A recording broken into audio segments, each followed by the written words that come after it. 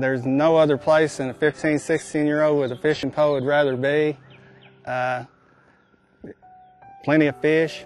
It's just a nice place to get away. Yeah, he was 15 years old. He was just a fun-loving kid. He loved to catch a good fish and be able to come home and brag about it. It was early spring. It was a disaster waiting to happen. Brian and Billy went fishing out here on this lake. They got out in a boat with no life preservers, and apparently one of the boys fell out, and after one of them fell out, the other one tried to save the other, and they both drowned. They were found in 21 feet of water, less than 5 feet apart. I lost my son and his best friend because they weren't wearing a life jacket. As a father myself, I can only imagine what Mr. Rowland has gone through.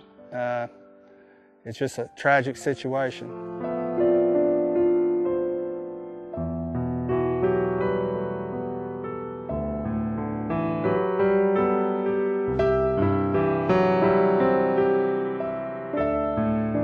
I can honestly say I have never felt pain like what I felt with this. It's totally different. It's emotional, it's physical.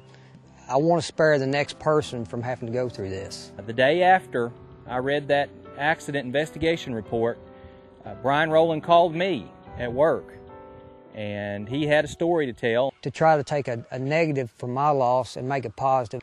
And I hope that the next two children and the next child, the next father, mother, or whoever goes fishing will use their head, not take any chances, and be safe. There should be no difference in safety on a farm pond, Cave Run, Harrington, or Lake Cumberland. You know, people fear the bigger water better than they do the smaller water. The smaller water will get you just as quick. Life jackets save lives. Honestly, I think both of them made a bad judgment. I know that my son knew he was wrong for getting in the boat without a life preserver. He knew he was being unsafe. I'm sure he thought, well, I'll be careful and I'll get by with it today.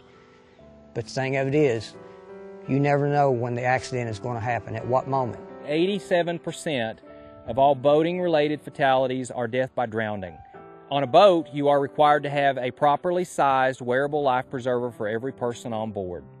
If you are under the age of 12 or have someone under the age of 12 on board, they are required to wear it at all times that the boat is in motion, if they're in the open portions of the boat. Definitely, if there would have been some type of personal flotation devices available, we might not be here now. It's something that through our efforts of working on the weekends and every day during the week, we try to prevent things like this happening via safety inspections on vessels, to ensure they have the proper safety equipment, life jackets, fire extinguishers.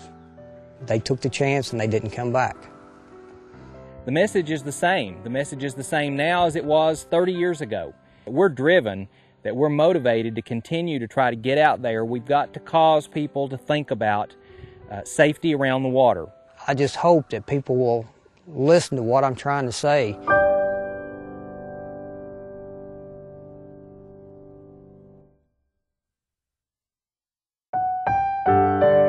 There's no other place than a 15, 16-year-old with a fishing pole would rather be. I've heard there's big fish in this lake. It was early spring. Two boys decided to go fishing. Brian Rowland Jr., he was 15 years old.